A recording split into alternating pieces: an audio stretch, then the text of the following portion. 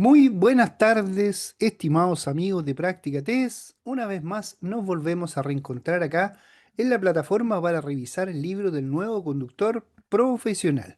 Hoy día, martes 9 de septiembre año 2025, nos corresponde revisar la página número 170 en adelante del libro del nuevo conductor profesional para todos aquellos alumnos que postulan a la licencia clase A1, A2, A3, transporte de pasajeros, o A4, A5, transporte de carga. En eso estamos direccionados el día de hoy y mañana, comenzando a las 6 de la tarde. Saludamos a nuestros amigos que están en vivo y en directo, como Andrés, Gabriela, Manuel, Jaime, Abigail y todos los demás que están con código de usuario. Así que esperamos que se encuentren bien cada uno de ustedes. Vamos a la materia del día de hoy para compartir en la pantalla.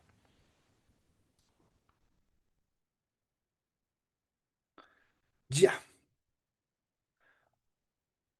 yo aprobé, dice Manuel Quesada, yo aprobé el teórico. ¿Sirven las clases? Lógico, lógico que le van a servir las clases.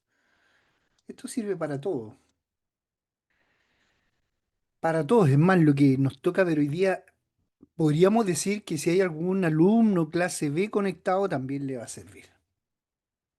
¿Ya? Pero es el libro del nuevo conductor profesional para los postulantes a la licencia clase A. ¿Ya? Karen Urbina, qué rico, Karen se conecta con nosotros nuevamente. Karen Francis también lo veo que está conectado. Gaby también está conectado. Karen se vuelve a conectar. Ya, vamos, estimados amigos. Ahí nos saludan en el chat. El chat se encuentra disponible para que puedan hacer las consultas referente al tema que estamos viendo. Ya ustedes pueden ver en pantalla que en el lado derecho central, tenemos la página número 170 de 337 páginas. Ahí vamos en la lectura del libro El nuevo conductor profesional. Dice como subtítulo otros factores. ¿Por qué habla de otros factores? Porque primero estábamos viendo los factores relacionados con el conductor, los factores relacionados con la vía y los factores relacionados con el vehículo, que son tres factores muy importantes para poder controlar y no tener siniestro de tránsito. Esa es una de las partes o objetivos más importantes. Decíamos que el factor humano, que es el primordial y el que se equivoca el 90% y más, ¿ya? Es uno de los factores fundamentales, ya que el factor humano tiene capacidades. Esas capacidades van relacionadas con los sentidos del ser humano, tanto el tacto para poder percibir las vibraciones del vehículo y saber cómo está la calzada, cómo está la vía, tanto el olfato para poder revisar o darse cuenta de alguna avería que pueda haber como cable quemado, como el neumático que está incendiándose en algún momento, como los frenos, las balatas, las zapatas que le llaman algunos, los discos, todo lo que sea pastilla, entonces con el olfato puedo percibir de que hay alguna anomalía. Con el oído puedo percibir lo que está en el interior del vehículo, ya sea incluso hasta el cambio, ya, el cambio de la caja para cambiar velocidades. Cuando escucho y voy viendo que el motor ya se me está acelerando mucho, entonces puedo percibir que tengo que cambiar la marcha en velocidad.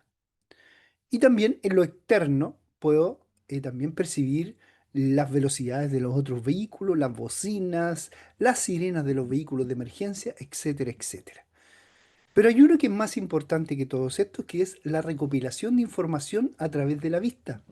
Dicen los expertos que es un 85% y más de recogida de información que realizo con la vista. Por eso la vista juega un papel fundamental en la conducción y para ello nuestros fiscalizadores referente a las municipalidades nos hacen los ejercicios de la vista, como los doctores, y también de todo lo que conlleva a la parte psicométrica, que siempre tiene relación en recogida de información la vista. Como les decía, grábense ese porcentaje, 85% y más.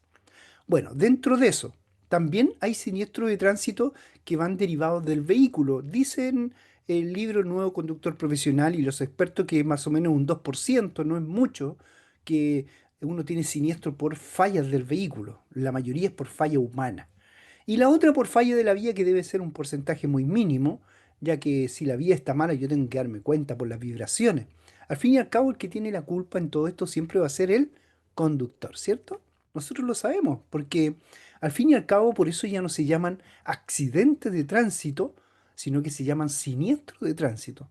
¿Por qué se les llaman siniestros? Porque no son al azar, no son azarosos, así dice la normativa chilena, que no son nada de azarosos, no son al azar.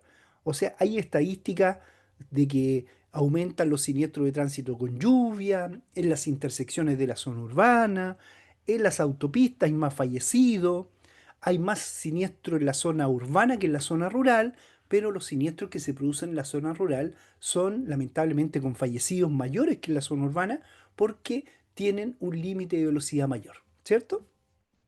Dentro de todo eso hay otros factores. Recuerden, vimos el factor humano, el factor vehicular y el factor de la vía. Pero hay otros factores también importantes, como es el alcohol, la droga, el estupefaciente, los medicamentos, la fatiga, el cansancio y muchos más factores que perjudican las capacidades del conductor. Pero aquí hay una importante que es la velocidad. Dice que el vehículo en movimiento acumula una energía cinética, o sea que no se puede detener, ya porque cada vez va tomando más fuerza la energía.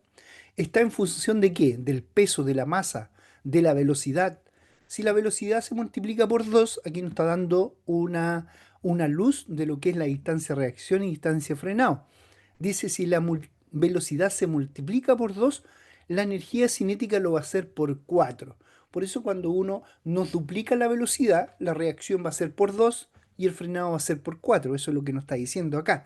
Tenemos que más o menos entenderlo. Por eso es bueno leer el libro con alguien que más o menos capte un poquito de lo que está relacionado.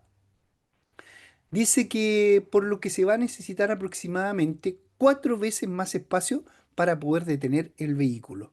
Y la energía cinética es proporcional a la masa del vehículo y al cuadrado de la velocidad. La velocidad tiene una gran incidencia en los siniestros de tránsito, sobre todo en carretera, ya que a mayor velocidad, mayor será el riesgo de los accidentes y de ahí que viene la enseñanza de cada uno de nosotros que a mayor velocidad se recorre más el espacio mientras se reacciona, que a mayor velocidad la distancia será mayor la que necesitamos para detener el vehículo y que a mayor velocidad mayor será la distancia que tendremos que mantener con el vehículo que me antecede, que a mayor velocidad, mayor ha de ser la anticipación para prever las situaciones del tránsito y mayores serán las lesiones también y los daños materiales producidos por algún siniestro. Yo le cambio la palabra aquí, siniestro de tránsito a accidente, como lo estoy destacando, para que nos acostumbremos, a decirle siniestro y ya no decir accidente. Después viene lo que podíamos ver la semana pasada, que es el tiempo de reacción, distancia de frenado y distancia de detención total. Es bueno que aprendamos esto como segmento. Primero, el primer caso se llama reacción. La reacción es la del conductor. Por ende, para desglosar bien la reacción, tengo que saber qué reacción, tiempo de reacción o distancia, desplazamiento de reacción, el vehículo no va a disminuir la velocidad. Siempre se mantiene una velocidad constante. La reacción va a ser el momento, el tiempo, el espacio que se demora el conductor en frenar. ¿Desde cuándo? Desde que percibe un peligro, un obstáculo, una situación adversa. Desde ahí comienza el tiempo de reacción o el parámetro cero de la distancia de reacción. Por tanto, tengo que separar estos segmentos para poder aprendérmelo. La reacción proviene del conductor, no proviene del vehículo, no proviene de la vía. Cada vez que a usted le hablen de reacción, está involucrado el factor humano. La reacción que tiene el conductor es un segundo, como promedio, ¿cierto? Hay algunos que se demoran un poquito menos, que son los más experimentados. Puede ser 0,8 como una óptima relacionada con la reacción, como puede ser a lo mejor 1,5, alguien que ha estado en un estado de shock, ha entrado en un proceso complejo y no puede reaccionar, entonces aumenta más la reacción que un momento normal de conducción. Por lo tanto, El tiempo de reacción o la distancia de reacción se va a medir por la capacidad que está el conductor, ¿cierto? ¿Cuándo comienza? Decíamos, desde que percibe el conductor el peligro, desacelera, saca el pie del acelerador y presiona el freno. Todo ese espacio se va a llamar reacción. Por eso muchas veces le pregunto a los alumnos, ¿quién se desplaza más en una reacción? ¿Un vehículo cargado o un vehículo liviano? Siempre hago esta pregunta y muchos responden un vehículo cargado o un vehículo liviano, pero la verdad que son los dos iguales, porque el vehículo no, la parte lata, la parte objeto, vehículo, no entra en la reacción. El que reacciona es el conductor. Por lo tanto, si un conductor va en un vehículo tanto como un camión pesado, va a reaccionar igual. Si va a 60 kilómetros por hora, 6 por 3, 18, su reacción va a ser 18 metros. En ambos vehículos. No tiene nada que ver el vehículo, sino que tiene que ver el factor humano. Eso tenemos que tenerlo clarito. El tiempo de reacción y la distancia de reacción corresponden a las capacidades del conductor. Después que presiona el freno el conductor, se desplaza el vehículo por la misma energía cinética que habíamos leído anteriormente, en la página anterior. Al desplazarse, ahí recién comienza la distancia de frenado, desde que presionó el freno. ¿Por qué? Porque la energía cinética lo va a llevar. No es igual que un videojuego, no es un pause. No es que apretemos el freno y el vehículo queda al instante paralizado. No, no, no. Tiene que desplazarse algunos metros por la energía cinética. Esos metros de desplazamiento que se va a mover el vehículo, de acuerdo a la velocidad que traía, ese tiempo hasta que se detiene por completo, se va a llamar distancia de frenado. Y cuando nos pregunten del total del desplazamiento en metros, ya sea de frenado o reacción, la suma de estos dos se va a llamar distancia de detención o distancia total de detención, porque va a ser la suma de la reacción con el frenado. Vamos a leer qué es lo que nos dice el libro del nuevo conductor profesional. Dice que el tiempo de reacción es la capacidad de respuesta, es la precisión y rapidez con la que el conductor lleva a cabo una maniobra como respuesta a una situación determinada del tránsito, del correcto estado psicofísico del conductor, de su experiencia y de la formación que tenga como aprendizaje, depende en gran medida su capacidad de selección de información y la capacidad de reacción ante un estímulo de peligro o riesgo. ¿Se dan cuenta? El conductor. El periodo de tiempo transcurrido desde que percibe la información el conductor hasta que se toma una decisión y actuamos sobre el elemento correspondiente al vehículo, que es el elemento del freno, se denomina tiempo de reacción.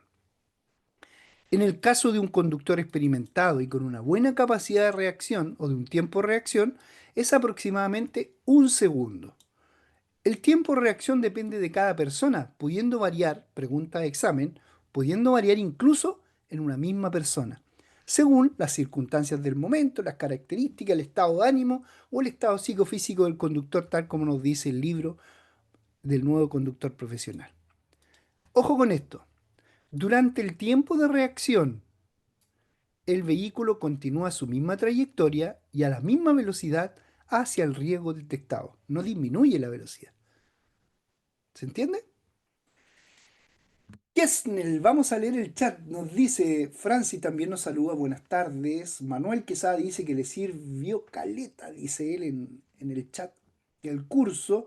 Kesnel nos dice, muy buenas tardes, profe, y para todos los que están conectados. Luis también, Jonel, dice, hola, buenas tardes. Ya se han conectado varios. Por ahí está Karen Urbina, que la habíamos saludado. Luis Monsalve también, Gabriela Francis. Andrés Arragués, Kesnel también, muchas gracias por estar conectado.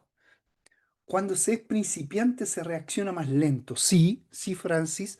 Cuando uno es principiante reacciona más lento, como con miedo. Entonces no quiere llegar y apretar el freno. Pero es muy bueno cuando estamos nosotros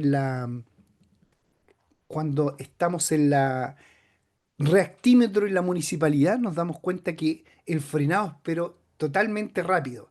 ¡Pum! Ahí tenemos que pegarle rápido al frenado. Así que ahí en ese momento estamos.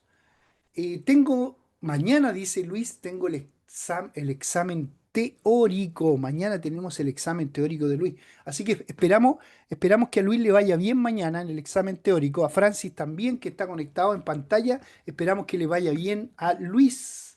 Luis también tiene mañana el examen teórico. Kesnel, muy buenas tardes, dice a todos los que están conectados. Así que ahí, ya, seguimos con el tema. Ahora el tiempo de reacción, la distancia de frenado y la distancia total de detención viene a ser durante el tiempo de reacción que el vehículo continúa con la misma trayectoria y a la misma velocidad hacia el riesgo detectado. Ya, tal como nos decía Franci, mire, nos hace justamente la pregunta, ¿cuándo principiante se reacciona más lento? Sí, acá aparece, miren. El tiempo de reacción puede aumentar por diferentes factores que retrasan esta respuesta. Edad avanzada, fatiga, sueño, alcohol, drogas, medicamentos, exceso de calefacción, calor, las comidas abundantes y pesadas, las enfermedades y el estado de ánimo, el estrés, etcétera. En el tiempo de reacción intervienen los factores que influyen en las capacidades del conductor. ¿Ya? Y efectivamente, Francis, los principiantes reaccionan un poquito más lentos, o sea, se demoran más en reaccionar. La distancia de frenado es la que recorre el vehículo desde que el conductor prisa el freno hasta que se detiene, ¿cierto? Ya lo tenemos ya listo eso. Dice que el estado del vehículo también influye en gran medida en la distancia de frenado. Es muy importante un correcto mantenimiento. Miren lo que habla acá. Siendo que el 2% las fallas de un siniestro de tránsito, acá dice que hay un 50% de aumento en la distancia de frenado cuando el mantenimiento de los sistemas de freno y suspensión son por el vehículo, como en este ejemplo dice por los amortiguadores. Un conductor experimentado siguiendo los principios de la conducción a la defensiva se anticipa a presionar el freno. Cuando ve ya que se va acercando a los vehículos, se anticipa considerablemente y reduce la distancia de frenado. Ahí tenemos un dibujito. La distancia de detención no es nada más que la suma de la distancia recorrida durante el tiempo de reacción y durante la distancia de frenado. Ya, ahí tenemos el ejemplo. 50 kilómetros por hora, reacción 14, frenado 5 son 19. 80 kilómetros por hora, reacción 22, frenado 27, 49 el total. 100 kilómetros por hora, reacción 28, frenado 49, 77 es el total de detención. Ya, ahí ya teníamos listo lo que es relativamente complejo. Es muy complejo a veces el tema de la reacción, frenado y total de detención. Ya la semana pasada lo vimos y por eso quisimos partir desde ese momento con el tipo de velocidades que veíamos. Ya, ahora vamos a los grupos vulnerables. ¿A quiénes se les llama grupos vulnerables? Mire, a veces nosotros decimos, no, grupos vulnerables son los abuelitos, son los niños, son esto, otro, pero la verdad que son las personas que tienen más probabilidades de estar involucradas en un siniestro de tránsito. Esos son los grupos vulnerables. Vamos a la plataforma para que lo vamos viendo, por favor. Por favor, por favor. Acá lo tenemos. Es el tema número 9 que está relacionado con el libro de nuevo conductor profesional. ¿En qué página está, profe? Vamos a ver al tiro. Aquí lo tenemos. Grupos vulnerables. Página 173, ¿cierto? Vamos. Existen grupos de personas que tienen más probabilidades de estar involucradas en un siniestro de tránsito. Estos se les llaman vulnerables. Estos grupos son personas desde que un punto de vista que lo miremos estadísticos están presentes en un mayor número de siniestros, como por ejemplo los niños, los jóvenes, las personas de edad avanzada y además hay otras personas que por el tipo de vehículo que utilizan sufren lesiones más graves en caso de siniestro, como por ejemplo conductores y pasajeros de motocicletas y de bicicletas. Vamos con los conductores jóvenes. Los siniestros de tránsito son principal causa de mortandad para los jóvenes entre, anoten, 15 y 29 años. Estadísticamente, pregunta de examen. Los siniestros sufridos por los jóvenes se producen en mayor número cuando coinciden situaciones de diversión, alcohol y con varios ocupantes del vehículo. También se producen en las noches y de madrugada. En grandes ciudades y alrededores, durante los meses de verano y fines de semana, es donde aumenta el gráfico de los siniestros de tránsito por la falta de experiencia del conductor, que es lo que pasa con los jóvenes, sobrevaloran su capacidad, asumen muchos riesgos, van a exceso de velocidad e incumplen el resto de las normas. Miren, ir a exceso de velocidad no significa ir a 200 kilómetros por hora. Ir a exceso de velocidad significa pasar los límites. A lo mejor hay un límite que es 30 kilómetros por hora cuando los alumnos salen de los establecimientos educacionales. Y ya ir a 40 kilómetros por hora es un exceso de velocidad. Los que consumen alcohol, drogas, los que aceptan riesgos innecesarios, estamos hablando de los jóvenes entre 15 y 19 años, debido a muchos casos a una necesidad de autoafirmación y menor percepción del riesgo. Importante es, estos datos no quieren decir que un joven tenga más posibilidad de tener un siniestro, sino que existen algunas características que aparecen en los jóvenes que les hace ser más propensos a sufrirlo. Las personas mayores. Los avances en la medicina permiten que las personas vivan cada vez más años. Esto hace que el número de personas mayores que conduce sea cada vez mayor. Las personas mayores están implicadas en un número de siniestros importante, tanto como peatones como conductores. Bueno, acá hay un tema. eh, Hay muchos alumnos que nos preguntan, ¿y hasta cuándo se puede conducir? ¿Cuándo es la edad límite? Y la verdad que no hay una edad límite, porque hay adultos mayores que de acuerdo a su capacidad física o psicofísica y tienen más edad que otros y presentan mejores respuestas de acuerdo a todo lo que conlleva a exámenes psicométricos, a exámenes de la vista, médicos o exámenes teóricos y prácticos. Entonces, para ello, a todos nosotros nos dan un control de vigencia de acuerdo a la licencia de conducir. Recuerden que si son profesionales le van a dar cada 4 años. Si son clase B, le van a dar cada 6 o cada 7, dependiendo de la normativa que esté vigente en el momento. Y de acuerdo a la licencia profesional anterior al 1997, que son las licencias profesionales antiguas que no tienen curso de escuela de conductores, ellos son cada 2 años. Entonces, por eso conviene a los conductores de licencias antiguas que hagan una homologación con un curso preparado con la ley 20.503 y puedan ser 30 horas que pueden sacar la licencia profesional nueva. Una homologación en este caso. Para todas estas personas, nosotros mismos los conductores tenemos la licencia con un control vigente hasta tal fecha. A veces no nos toca la fecha indicada de acuerdo a los parámetros.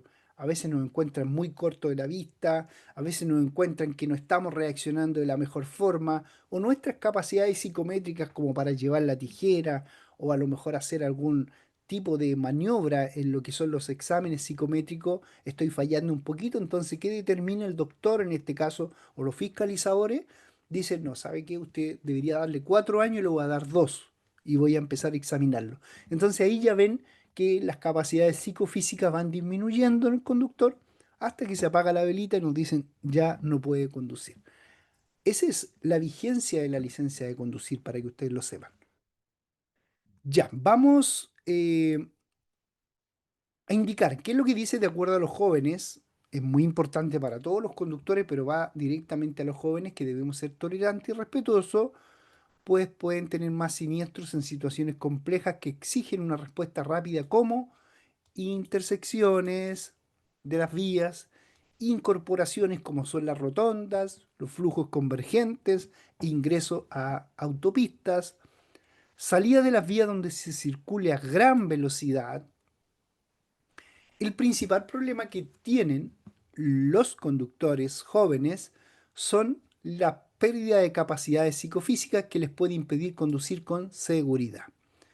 Dificultades en la visión, aquí estamos hablando ya de los adultos mayores, el campo visual es más estrecho, con dificultad de ver en los extremos y una mayor posibilidad de deslumbramiento, cuando se encandilan, esa es la posibilidad de deslumbramiento, cuando son encandilados por los vehículos que vienen en contra. También tienen pérdida de la audición, dificultad para diferenciar los sonidos y distinguir la procedencia de ellos. Necesitan tomar más medicamentos, lamentablemente, que pueden afectar incluso a la conducción, además de un siniestro de tránsito, tienen problemas más graves que una persona joven. Aquí ya estamos hablando de un adulto mayor. Vamos a hablar de los peatones ahora, que estamos todos incluidos, no solamente nosotros. También somos un grupo de usuarios de las vías vulnerables en caso de siniestro de tránsito, ya que podemos resultar con lesiones muy graves en caso de un atropello. ¿Se acuerda usted que cuando el atropello es sobre 65 kilómetros por hora, lo más probable es que esta persona fallezca? Eso tenemos que tenerlo en cuenta, que nos puede aparecer en el examen. Dice que la industria automotriz está trabajando también en este sentido, diseñando la parte delantera de los vehículos para que produzcan menos lesiones. Por nuestra parte es importante no modificarla añadiendo elementos que puedan ser peligrosos. Hay gente que le pone algunos fierritos, algunas dificultades en el frente y el vehículo. El atropello es el tipo de siniestro de tránsito con mayor mortalidad. En un alto porcentaje los peatones han cometido una infracción en el momento del atropello. La mayoría de las veces cruzan en las calles donde no deben, etcétera. Aquí aparece, dice, los comportamientos incorrectos más frecuentes de los peatones son, y también lo somos nosotros que somos peatones, no siempre somos conductores, también la mayoría de veces del día somos peatones. No debemos cruzar la calzada en forma sorpresiva o descuidada, cruzar fuera del paso para peatones, permanecer en la calzada, hay algunos que les gusta caminar por la calzada, que comúnmente le llamamos calle, desplazarse por la vía en estado de ebriedad. Para evitar el atropello a los peatones se deben adoptar una serie de precauciones. Primero, debo moderar la velocidad en la ciudad y ante la presencia de peatones en la calzada o las proximidades, especialmente si se trata de niños o personas adultos mayores, también si los peatones van con auriculares, hablando con el celular o con un paraguas, etcétera. Bueno, aquí hay un tema muy importante que hoy día es el WhatsApp. El WhatsApp perjudica a los peatones y mayormente a los conductores. Yo he visto conductores que van ahí escribiendo por WhatsApp o van mandando mensajes de audio, pero a cada momento, y eso es una reacción que no va a tener un límite. Disminuir la velocidad al acercarnos a un vehículo que se detenga. Eso es un consejo, sobre todo si se trata de un furgón de transporte escolar o un vehículo de locomoción colectiva. Debemos tener precaución al estacionar, al dar marcha atrás o maniobrar al salir de un estacionamiento, especialmente si se trata de vehículos que tengan poca visibilidad, como por ejemplo vehículos grandes como todoterreno, como las vans, los furgones grandes, etcétera. Debemos prestar bastante atención en las zonas peatonales, como al salir de un garage, estacionamiento, al atravesar una calle peatonal, etcétera. De noche debemos adaptar la velocidad a la zona de visión iluminada por las luces, por la posible presencia de peatones o incluso de obstáculos. No se deben hacer señales a un peatón de que cruce la calzada porque otro vehículo puede pasar por el costado de uno y puede atropellarle. Ya es una mala indicación. Es una mala preferencia, la verdad. Uno cree hacerlo mejor, pero al final lo está haciendo peor. Las personas mayores como los peatones dice que es muy importante conocer el problema que pueden tener una persona mayor como peatón para poder colaborar con ellos en la seguridad. ¿Qué le sucede a estas personas mayores como peatones? Recuerde que estamos hablando de los usuarios vulnerables. Tienen dificultad para calcular la velocidad, o sea, quieren cruzar la calle, la avenida o calle o el camino, miran dónde viene el vehículo y no calculan la velocidad que vienen, ¿ya? De los vehículos y un problema de orientación cuando no conocen las calles. ¿Pueden tener dificultades auditivas? Sí, que les impiden oír cuando se acerca algún vehículo.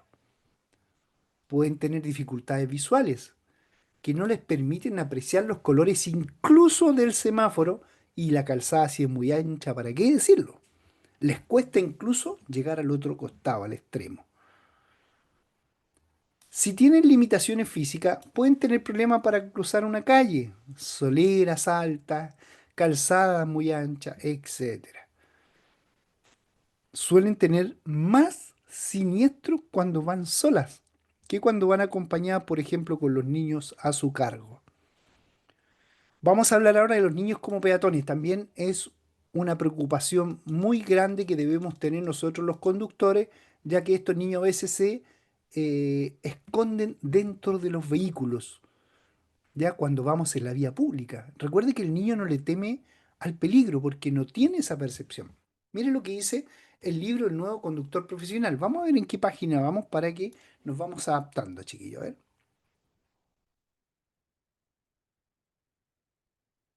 Ahí está. Página 175. Los niños como peatones. Ahí se dan cuenta, ahí están cruzando bien, pues están cruzando en el paso peatonal, paso de cebra. Mire lo que dice la plataforma. Dice, las vías donde se desarrolla el tránsito no están diseñadas para los niños. Es por esto que, es por esto que una parte importante de los niños fallecidos en siniestro de tránsito son peatones que han resultado atropellados. En la mayoría de los casos con heridas en la cabeza o en las partes vitales del cuerpo. Estadísticamente, la mayor cantidad de niños atropellados son varones entre 4 y 10 años que irrumpen sorpresivamente en la calzada. Los atropellos a los niños tienen las siguientes causas. Tienen dificultad de audición, no son capaces de distinguir la procedencia del ruido del vehículo que se aproxima. Tienen impedimentos con la visión debido a su baja estatura. Tienen dificultades para ver el tránsito, no lo ven en lo completo, entre los vehículos que están estacionados. También los conductores tienen dificultad para verlo. Viceversa, no se ven ninguno, ambos. Tienen bajo control de la atención, no están atentos al tránsito, a ellos no les interesa estar atento al tránsito. Tienen desconocimiento de las normas del tránsito. No todos los niños saben que el rojo es para parar y que el verde es para seguir. Y así con todos los elementos del tránsito. Tienen dificultad para calcular distancia y velocidades. Tampoco controlan la actividad física. Ellos lo único que quieren es jugar. Pueden salir corriendo impulsivamente. Y tienen incapacidad para identificar el peligro. No les interesa el peligro, a ellos les interesa jugar. Vamos con los ciclistas. Ya pasamos los niños, los lindos niños que debemos cuidar. Los ciclistas, a veces muy arriesgado, a veces muy introvertido y otras veces muy irresponsable. Como también hay ciclistas totalmente responsables. Antes de ir a los ciclistas, quiero comentarle a todos los que son ciclistas que deben circular por el costado derecho de la calzada en la dirección del tránsito. Eso es ley. Siempre que no haya una ciclovía. Si hay ciclovía, la ciclovía es la que deben ocupar. Si no hay ciclovía, costado derecho en la dirección del tránsito, por la calzada, no por la vereda, no por la acera, sino que por la calzada. Si por la calzada en el costado derecho hubiera una vía exclusiva de locomoción colectiva, que la hay en muchos lugares, están obligados a irse por el lado izquierdo en dirección al tránsito, siempre y cuando haya un bandejón central. Porque si no hay bandejón central con la vía que viene en contra, no puede ir por el lado izquierdo porque es muy riesgoso. ¿Ya? Vamos ahora con los ciclistas que nos dicen de acuerdo a los usuarios vulnerables. Dice, debido a las distintas características de los vehículos, los siniestros entre un vehículo y un ciclista son especialmente lesivos para los ciclistas, o sea, el que pierde el ciclista, es decir, que puede causar un grave daño, por lo que se debe tener especial atención con ello. Las lesiones sufridas en la cabeza son la mayor importancia en estos casos. Se tiene que adoptar unas mínimas precauciones. Entonces, legalmente, Al pasar con su vehículo cerca de un ciclista para adelantarlo o para sobrepasarlo o cruzarse con ello, la normativa chilena indica que debe ser un espacio lateral suficiente a lo menos de 1,5 metros. Eso yo creo que todos lo sabemos, ¿cierto? Ya que este podría desviarse o tambalear. Esta separación debe ser mayor en casos especiales como vehículos voluminosos, vehículos grandes, viento lateral, ya que el viento se los puede llevar y los puede succionar, y también con los niños, etcétera. Mire, de acuerdo a esto, quiero contarle una experiencia. Un día estaba viendo las escuelas de conductores de otros países, cuál era la práctica que le hacían a los conductores profesionales, a los que conducían camiones articulados o camiones grandes de altas dimensiones y de altos tonelaje, como también a los que conducían buses clase A3 en este caso, o a uno antigua, antes de 1997. ¿Y saben cuál es el ejercicio que le hacían práctico a ellos? Los ponían en una bicicleta estática, no una bicicleta que tuviera movimiento, sino que estática, estas bicicletas de ejercicio. Y los ponían en la berma de las carreteras. Ahí los ponían en filita cada uno. Entonces, ¿qué es lo que pasaba? Pasaban los camiones, pasaban los buses, pegaditos a ellos, y ellos temblaban de miedo. ¿Cuál era la idea? Que ellos cuando obtuvieran su licencia aprobada de conducir para camiones y buses, tuvieran en cuenta que cuando hubieran ciclistas o personas que van por la vía, por la berma, se alejaran estos metros, coma cinco para no entorpecer el viaje y que no tuvieran un siniestro de tránsito con ellos. Entonces lo vivieron en carne propia, lo encontré, pero lo encontré fabuloso el ejercicio. Eso sí que acá no está dentro de la normativa del decreto 251 para poder sacar una licencia. No está dentro del plan de estudio. Pero en otros países está y lo encontré, pero maravilloso. Bueno, cierro el paréntesis. Vamos con circular por determinados lugares cerca de los parques, de las plazas, de las ciclovías, de los colegios, etcétera. O sea, tengo que tener la precaución como conductor cada vez que pueda haber un usuario vulnerable. Evitar las señales acústicas para no asustarle. Recuerde que la señal acústica se utiliza solo en caso de peligro, ¿cierto? Para no ocasionar un siniestro de tránsito. Los accidentes con ciclistas tienen las siguientes características. Causado por infracciones tanto del ciclista como del conductor, ya sean distracciones, no respetar la prioridad en las intersecciones, velocidad inadecuada, etcétera. ¿Sabe cuál es la prioridad? Las señales de prioridad vienen siendo párese al paso o alto niños. Esas son las señales de prioridad. Deben respetarse. Ocurren principalmente en las vías urbanas, en días de semana o con buen tiempo. Recuerde que los ciclistas pueden señalar sus movimientos con sus brazos, adicionalmente tratándose de bicimotos, triciclo, bicicleta o similares. Es posible la utilización de un señalizador eléctrico adosado a su cuerpo, pero algunos no lo llevan. Un ciclista también puede utilizar en un cruce peatonal o cruzar una intersección, pero ojo, siempre y cuando lo atraviese a una velocidad reducida, respetando la prioridad del peatón, a una velocidad de peatón y solo si el flujo peatonal es bajo. ¿Qué quiere decir? Que puede pasar sobre la bicicleta en un paso peatonal, pero no a una velocidad mayor que la que va el peatón. O sea, es mejor bajarse. Es mejor bajarse de la bicicleta. Los motociclistas también están dentro de los usuarios vulnerables como otros. En los últimos años ha habido un incremento notable del parque de motocicleta, teniendo que conocer las situaciones en que se producen los siniestros de las motocicletas para adoptar las precauciones necesarias. Características de los siniestros. La mayoría ocurre en la ciudad, son urbanas. En un gran número de casos son colisiones con otros vehículos, estamos hablando de los motociclistas. Colisiones de frente y frontolaterales, costados de los vehículos. Ocurren cuando se producen infracciones, distracciones, no respetando la prioridad del paso. Hay una serie de precauciones que debemos tener con ello.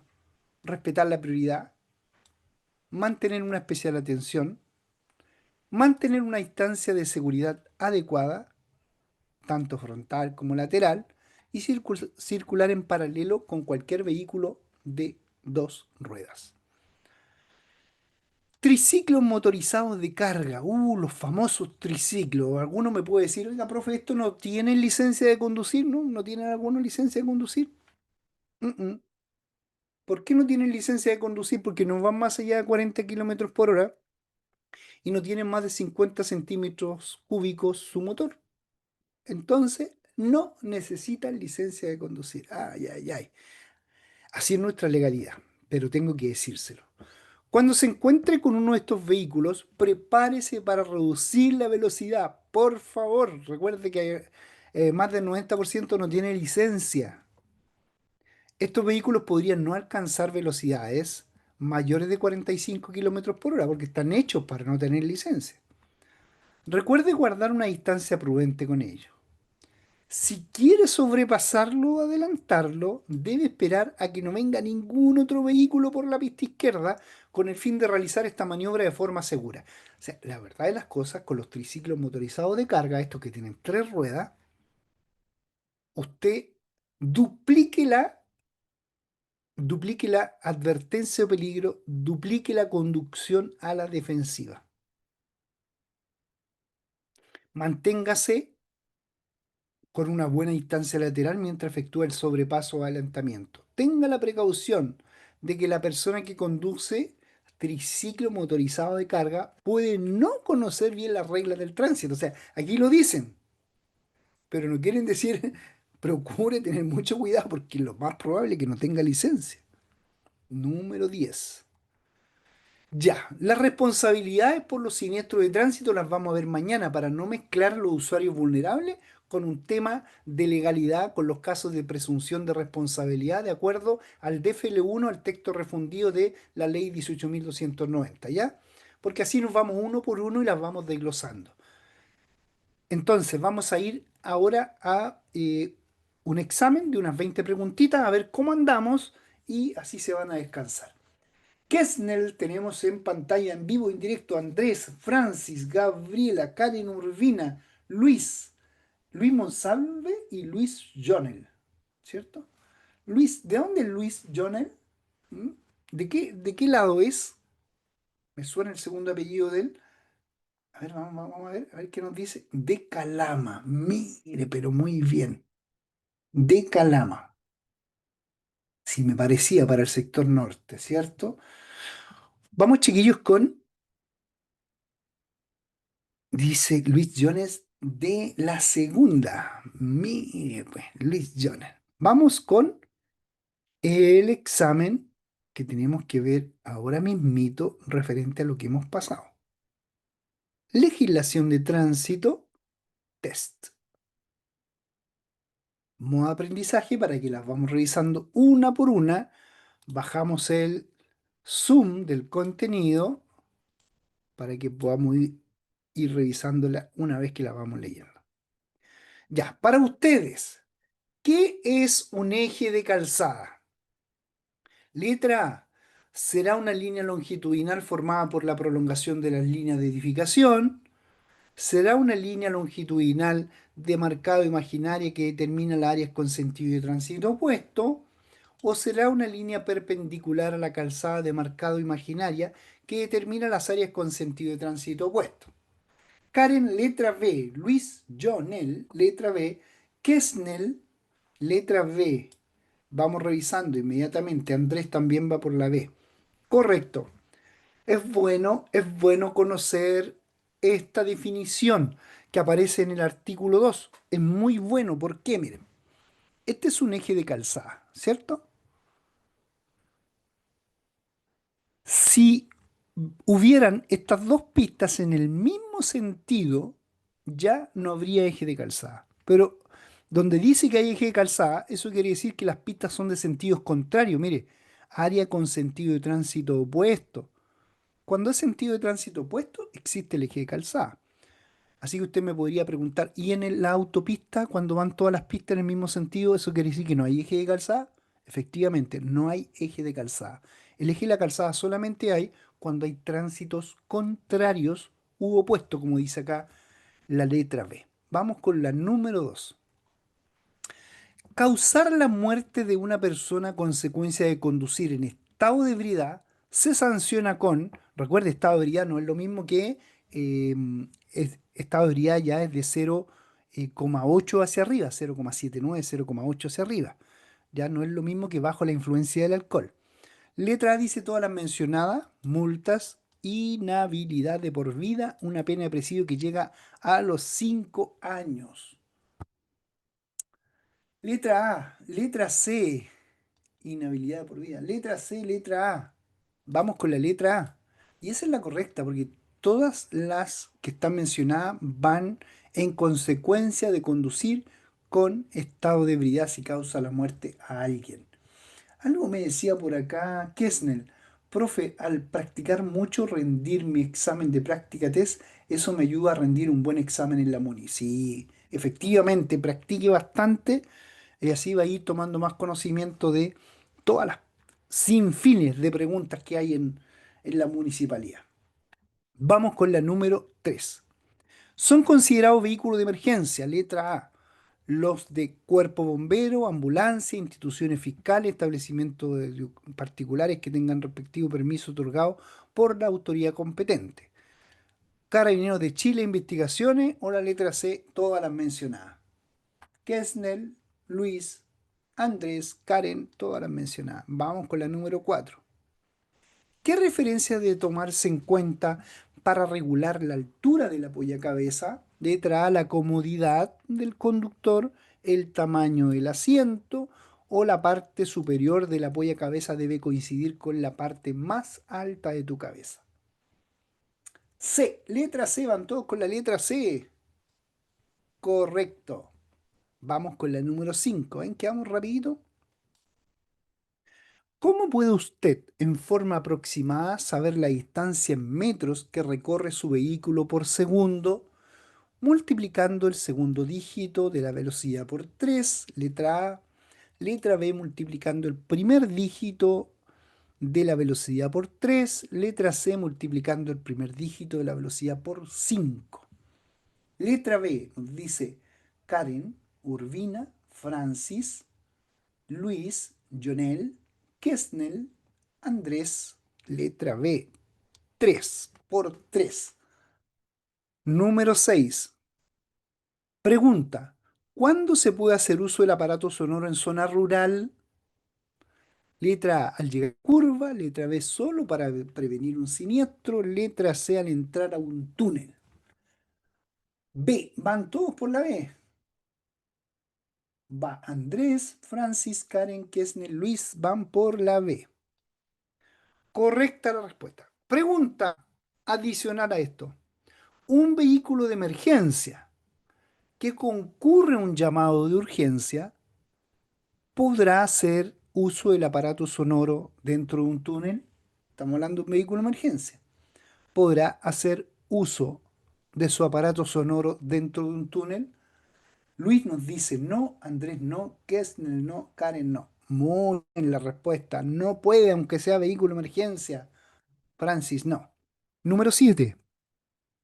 El apoyo es una de las fases por la que pasa el vehículo durante el trazado de subidas, curva o camino recto. B, curva, Francis dice. Karen, curva. Luis, curva. Andrés, curva. Muy bien, trazado de una curva. Número 8. Las luces de advertencia de peligro deberían ser usadas. Letra A, para advertir a quienes vienen detrás suyo que usted pretende virar.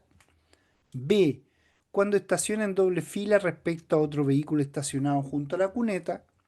C, para advertir a los demás que usted tiene prisa. D, para advertir a quienes vienen detrás de un peligro que hay más adelante. Todos van por la D. Mm, mm, mm, mm, mm, mm, mm. Correcto. Número 8. ¿Qué obligación impone esta señal de tránsito al conductor? La obligación de ceder el paso a los vehículos que vienen por la derecha. B, la prohibición de adelantar a otros vehículos. C, la obligación de circular por la pista de la derecha. Karen, letra C. Luis, letra C. Francis, Andrés, Kessnel. Estamos súper rápido, chiquillos. 10.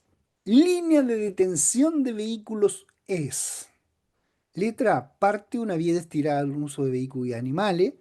B. La línea imaginaria ubicada a menos de 1 metro después del paso de peatones.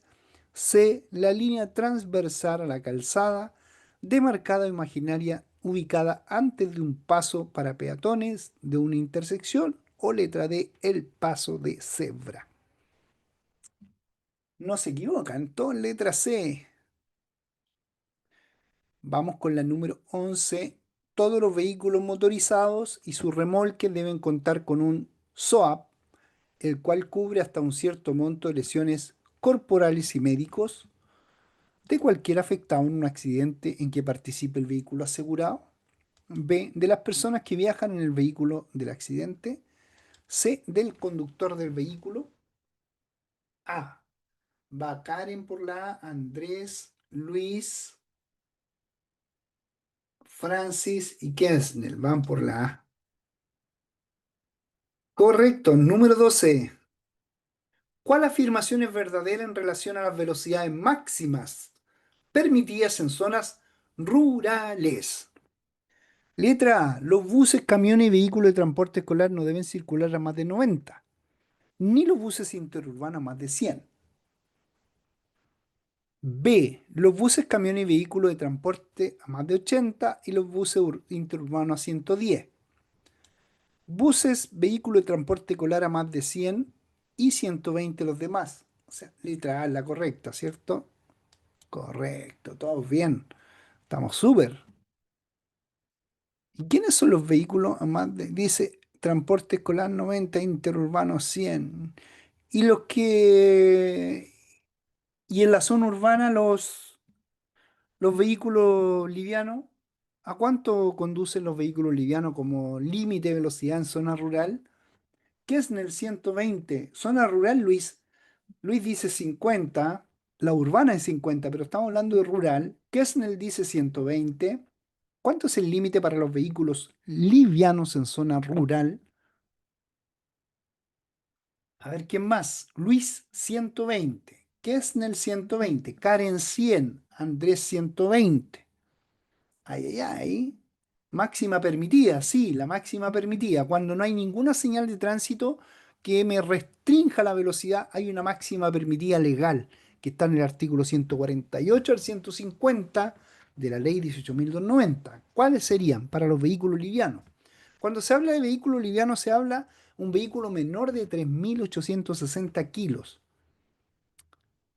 La máxima permitida 100 en autopista y 120. A ver, Luis dice 110, ya. Les voy a dejar escrito acá mismo a ustedes en el chat para que lo vean también. Vehículos livianos. Vehículos livianos. Vehículos livianos en zona rural. ¿Ya? Para que lo tengan claro. 100 km/h. Una pista de sentido de tránsito, para que lo aprendan. 120 km/h, dos pistas en el mismo sentido. No se les va a olvidar más. Ahí está. Artículo 148 al 150. ¿Ya? Porque a veces no aprendemos lo que está escrito nomás en las preguntas y respuestas, pero aquí tenemos la ley. 100, una pista de sentido de tránsito y 120 dos pistas en el mismo sentido. Para los vehículos livianos. Vehículos livianos son menores de 3.860 kilos. Vehículos pesados son mayores de 3.860 kilos. Número 13, vamos con la siguiente. Cuando circule por las afueras de un colegio durante las horas de entrada y salida de clase, usted debe reducir su velocidad a 30, 50, 60 o 15 kilómetros por hora. Andrés, letra A, 30, Francis 30, Karen 30, Kessner 30, Luis 30. Muy bien. Número 14. ¿Qué significan las líneas amarillas que hay en la calzada? Que no permiten virajes, que se debe evitar quedar detenido en el cruce, o que el semáforo tiene tres tiempos. B. B. Andrés, Karen, Kesnel, Francis, Luis. Correcto, que no quede detenido en el cruce. Recuerde que la ley dice, hay una pregunta que dice, para que lo tengan claro. No obstante haya luz verde, o sea, aunque tenga luz verde, no obstante tenga luz verde, ¿qué debe tener el cruce para que usted pueda pasar al otro lado? ¿Cuál es la respuesta? ¿Qué debe tener el cruce para que usted pueda pasar al otro lado, aunque tenga, aunque tenga luz verde? A ver, respondamos, a ver. ¿Qué debe tener el cruce? Nada, dice Karen. Espacio suficiente, dice Franci. Hay algo más que lo dice la ley. A ver, tener espacio suficiente, dice Luis. Hay algo más. Andrés le ha apuntado. Francis también le ha apuntado. Debo tener 10 metros despejados después del cruce. Eso dice la ley. Muy bien, Andrés y Francis. Número 15. Para los efectos de denunciar las infracciones relativas a la velocidad, se establece un rango de tolerancia de 5 kilómetros por hora en los límites de velocidad máxima. Letra A, ¿será falso? Letra B, ¿será verdadero? Verdadero, van todos por verdadero. Y es correcta la respuesta. Esto es por el diagonal de la pistola nada más, no se confíe. Número 16. No es que en su velocímetro diga 105 kilómetros por hora y le dijo la máxima 100. No, no, no. Si le marca la pistola 105, le pueden dar 5 kilómetros de gracia porque la diagonal del calibre de la pistola a veces se pasa en 5 kilómetros. Por eso nada más. Número 16. Usted al conducir su vehículo podrá usar la bocina para anunciar que estacionará, apurar al vehículo que le antecede o prevenir un siniestro si ello es estrictamente necesario, ¿cierto? Ya le respondimos esa. Ustedes van de nuevo por la letra C. Número 17. La distancia de tensión total es igual a la suma de la distancia de reacción y frenado, aproximadamente. Pregunta, ¿cuál es la mínima distancia de tensión total en un asfalto seco si usted viaja a 90 kilómetros por hora? Pongan el número, a ver. Si viaja a 90 kilómetros por hora, ¿cuánto será su distancia de tensión total? Ya por ahí nos dicen que son 70, ¿ya? 70. ¿Qué más? ¿Serán 70? Sí. ¿Por qué? Son 72, la verdad. Son 72. Esto es lo más cercano, ya que 9 por 3, 27 y 9 por 5, 45. 45 más 27, 72. Muy bien, número 18. Indique qué significan estas señales. A, sea el paso, curva a la derecha, no virar en U. B, sea el paso, curva a la derecha, fin de restricción. C, fin de restricción, permitido virar, no virar en U. D, sea el paso, salida a autopista y prohibido transitar en sentido contrario. Letra A, Karen Andrés, Francis Kesnel. Correcto, vamos con la penúltima. ¿Qué indica la luz roja y verde de este tipo de semáforo? Alerta, precaución o detención excepto los vehículos que giran a la izquierda. Letra C nos dicen detención, excepto los vehículos que giran a la izquierda. Correcto, solo viraje con flecha verde. Número 20, qué larga. Vía o conjunto de vías emplazadas en zonas urbanas, definida dentro de la determinada área geográfica en la que a través de las condiciones físicas u operacionales de las vías se establecen velocidades máximas de circulación inferiores a las establecidas en la ley, pudiendo estas ser de 40 kilómetros por hora, 30 kilómetros por hora, 20 kilómetros por hora. Letra A. Definición corresponde a zona de tránsito calmado, zona céntrica o zona de escuela. Letra A nos dicen todos acá, a ver. Nos dice Kesnel A, Luis A, Andrés, Francis, Karen, zona de tránsito calmado. Muy bien, corregimos el examen y estamos en una preparación extraordinaria con todos ustedes. Calmado, dice Andrés. Tránsito calmado. Ya muchachos, dejo de presentar y de compartir la pantalla para despedirme de cada uno de ustedes. Muy agradecido por su participación, por su atención y mañana nos volvemos a reencontrar a las 6 de la tarde para terminar el ciclo de legislación de tránsito, que es uno de los ciclos a veces determinante en una prueba de conducción. Muchas gracias por su participación. Karen nos dice, profe, muchas gracias. No sé si me conecte mañana ya que se me acaba el plazo del estudio. Gracias, Karen Urbina, por estar con nosotros. Una excelente alumna que ha estado desde ya hace un buen tiempo y preparada para lo que le viene. Kesnel, gracias a ti por tus comentarios. De la misma forma, Andrés, Karen, que te vaya muy bien. Me despido de Francis, Andrés, Kesnel, Gabriela, Luis, Luis Monsalve, Luis Jonel, Jaime y de todos los que están conectados con código de usuario. Junio dice, de junio, Karen Urbina. Gracias, profe, dice Luis.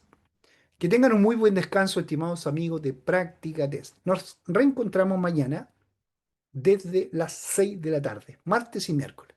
Chao, chao, cuídense.